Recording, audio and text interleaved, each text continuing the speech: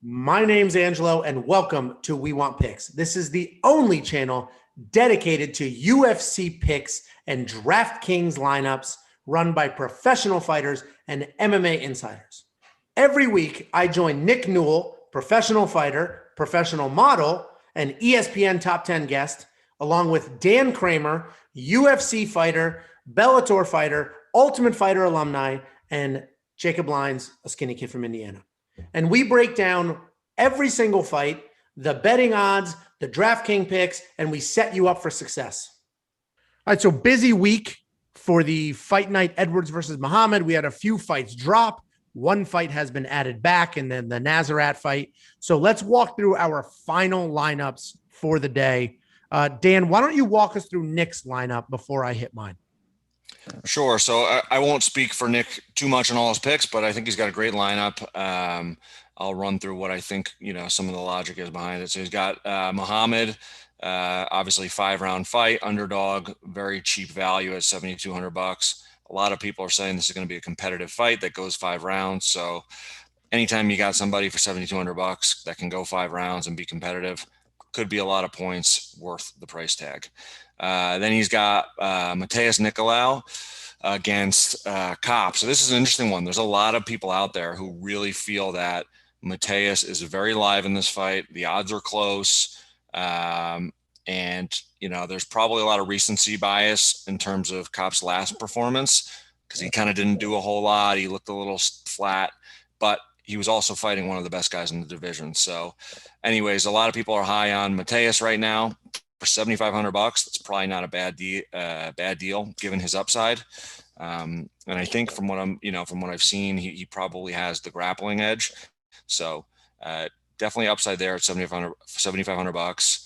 Then we got Marcelo Rojo. I can't even talk about it. This is Jacob's lock of the week. So right there, that's enough reason for Nick to make the pick alone. So all kidding aside, I think Rojo is an up-and-coming guy. He has not fought the same level as Jourdain, but he's looked good in all his previous fights, and I believe he's training with high-level training partners right now. So for $7,100, good value play. Then he's got Angela Hill. I think the most expensive fighter on the card at $9,400. I think she's going to probably dominate this fight, score a ton of points. The only thing that has me concerned is Yoder's probably only path here in this fight is grappling. So she's going to try to clinch. She's going to try to get takedowns. And that tactic may just stall and impede a lot of the point scoring that Angela Hill would normally do. So we'll see how that fight goes. Then he's got Ronnie Yahya, $9,200. I think Ronnie Yahya is just on a different level than this guy. He's fighting. I think he should get the submission. He should finish the fight. And at very least, he should win, I think, convincingly. So good pick there. And then last up, he's got Jonathan Martinez over Grant. We covered this in our more in-depth breakdown, but I think my opinion is that Martinez is a legit contender on the rise. He looks better every fight. And Davey Grant, I think, has, while very tough and durable and good, he's got some holes in his striking and just I think Martinez is just on the rise. So $9,300 there in what should be a ton of points. Yeah, and if you remember, if you watched Nick's first breakdown video that we posted the other day, he basically is like, I went with 3 very expensive people, so then I need to hunt for 3 people $7,000 or less. I have a similar approach. So if we look at my lineup, I have 3 over 9,000 fighters. So I have Leon Edwards, because I think Leon Edwards is going to win this fight. We talked about it in the individual breakdown video. So check those out if you want more information for each fight and each matchup. I think while very good and a live underdog, Muhammad's leg is just a little too beat up from his Diego Lima fight last month. So I think Leon Edwards gets that done. My next 9,000 plus fighter is Nasrat Haqparast. He was a last minute switch. I had Angela Hill in there. I think Angela Hill is a guaranteed win. And I think she scores a good amount of points because she has very high volume output. With that being said, I don't think Angela Hill is live for a stoppage. where Nasrat is. I think Nasrat will get a stoppage, and the name of this game is chasing stoppages. So at the exact same price point, I think Nasrat will get a stoppage and will probably score more points than Angelo Hill. I tried to squeeze them both in here. There was just no way to do that without having just 100% guaranteed loss in your lineup. My next now that 9,000 plus fighter is Ronnie Yaha. Dan talked about it. He's a very good grappler. He has very good striking. Nick talks about the striking in the breakdown video. Obviously his grappling outshines his striking, but I think he gets it done. And again, I think there's a stoppage there, and the name of this game is chasing stoppages. So those are my three expensive fighters. I need to fill my lineup, and I don't have much money to work with, so I have to go with three heavy-ish underdogs. I'm going with Eric Anders. I think Eric Anders is very live. He's got the power, and I think he can get that done. Then I'm going with Nicolau over Cop, or Cape, as I've been saying.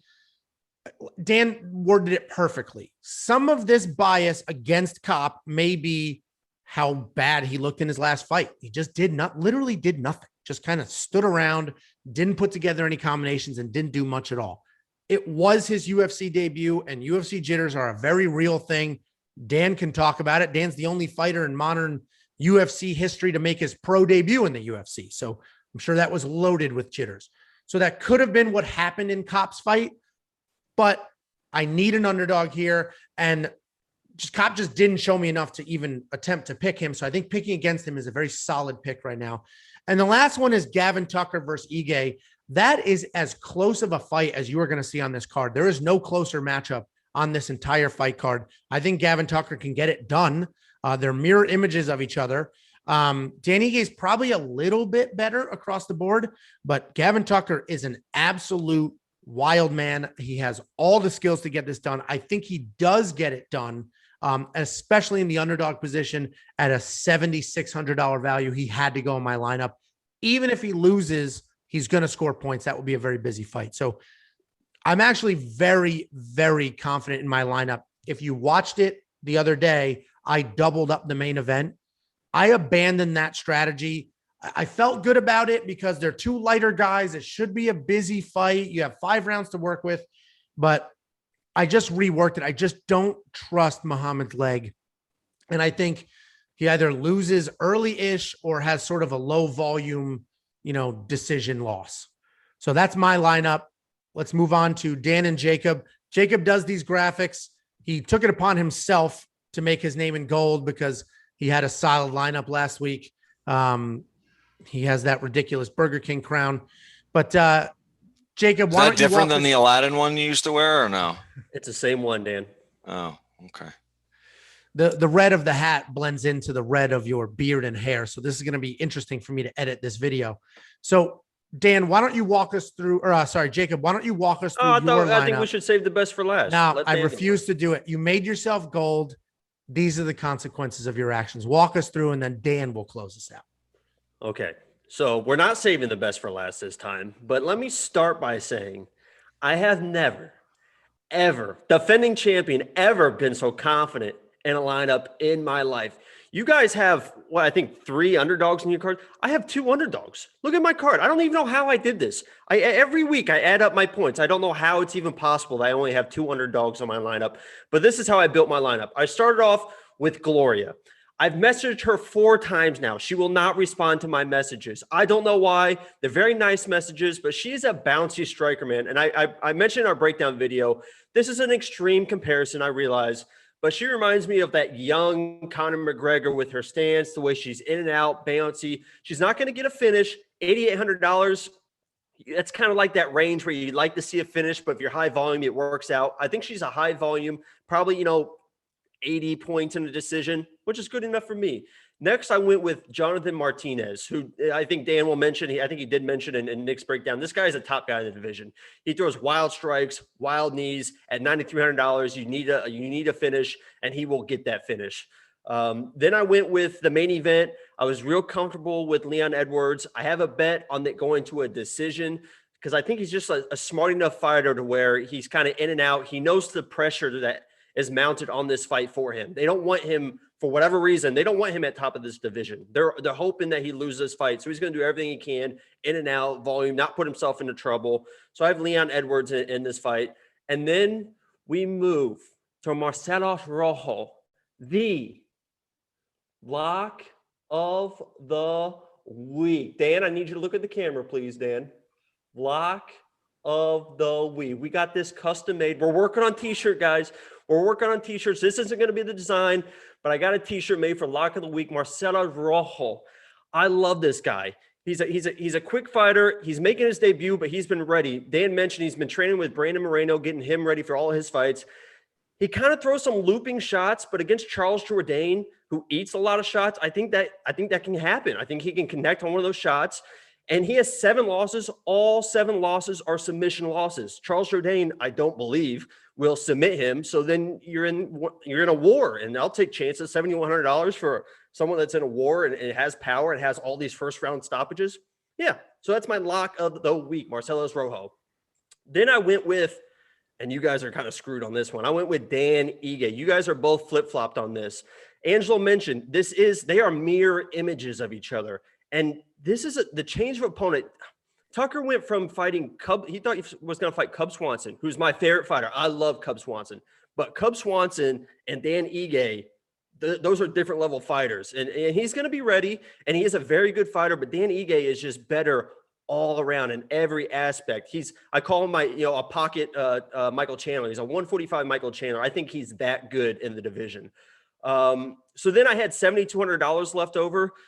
And, I was looking at the lineup, and I have some of the big favorites, so I wasn't going to pick against the big favorites. So I doubled up the main. I went with Bilal Muhammad. The only thing that worries me, like Angelo mentioned, is the leg. Nick broke it down perfectly in our breakdown video about the leg. You guys can listen to that. Another thing that kind of worried me, which you guys, I texted you guys about it, Bilal Muhammad in the weigh-ins, I didn't realize how sucked out that guy gets when he makes his weight cut. He was sucked out. They have a chair next to the weigh-ins, and this might mean nothing. They have a chair next to the scale, and every single fighter that weighs in, I've watched weigh-ins for a year now, every single weigh-in. I love watching weigh-ins for whatever reason. I've never seen anyone sit down on the chair to take off their shoes. Take it for whatever it's worth. That guy sat down, and he looks sucked out, man. But he's still in my lineup because I just think he's that tough. He's playing with house money at this point. He took the fight, and if he wins, it's a big, big win. I think that fight goes the distance, high volume. So that kind of rounds up my lineup there. Lock of the week, Marcelo Rojo. Oh, I rolled my R's nicely there. That was good. Yeah, that was nice for an Indiana white boy. So I think the one pick of yours I do like that I tried to get into my lineup and I couldn't was the DePaula fight. I think Frey is just old, small, slow, and I think. Oh, well, thanks for jinxing that. I think DePaula gets that done. So I did try to squeeze her in my lineup, but she is very expensive. Regarding the weight cut, before I go to you, Dan, you did text us about it, and then Dan's response was that's normal. And then I said, you want to see somebody look like they're dying? Check out Dan make 170 in the UFC. But Ronnie Yaha didn't look great at weigh-ins either. But I don't put too much stock into that. I really don't. These guys have been cutting weight forever. They know how to cut weight. Now, if you barely missed weight and your coaches are holding you up and stuff like that, I will worry about your gas. But he made weight. He had to sit down fine, but he made the weight.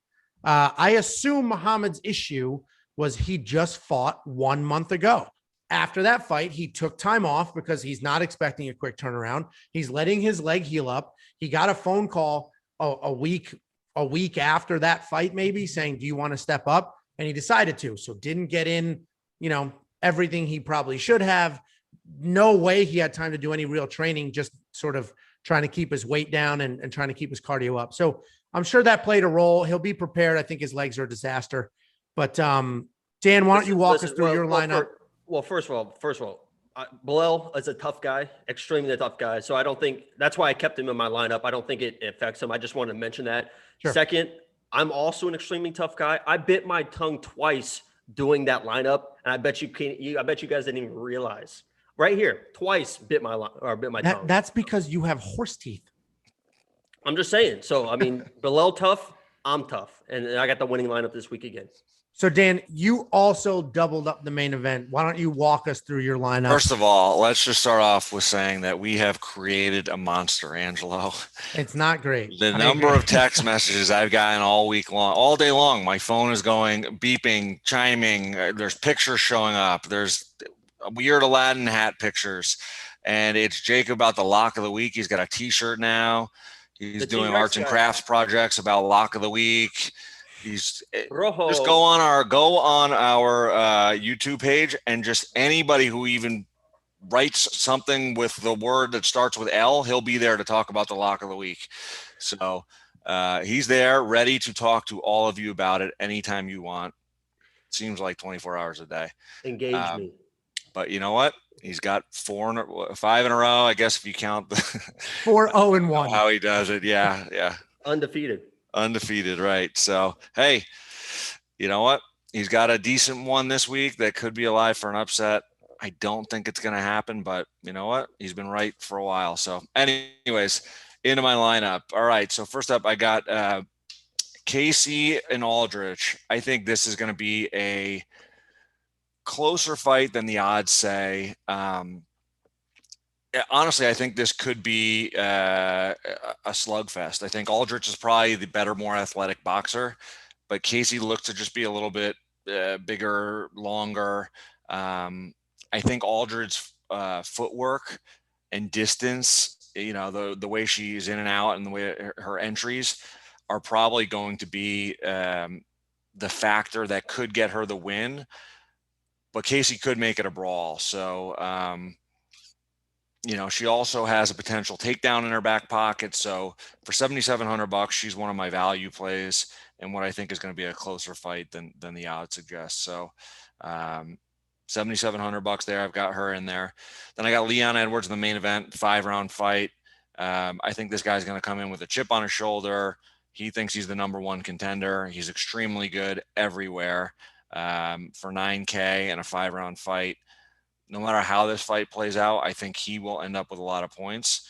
And I'll get to kind of doubling up the main event in a minute because I was on the fence about doing that with Muhammad, but I did end up doubling it up. So then I got Martinez over Grant. We talked about it earlier. I think he's just looked better and better every fight. His takedown defense looked really good.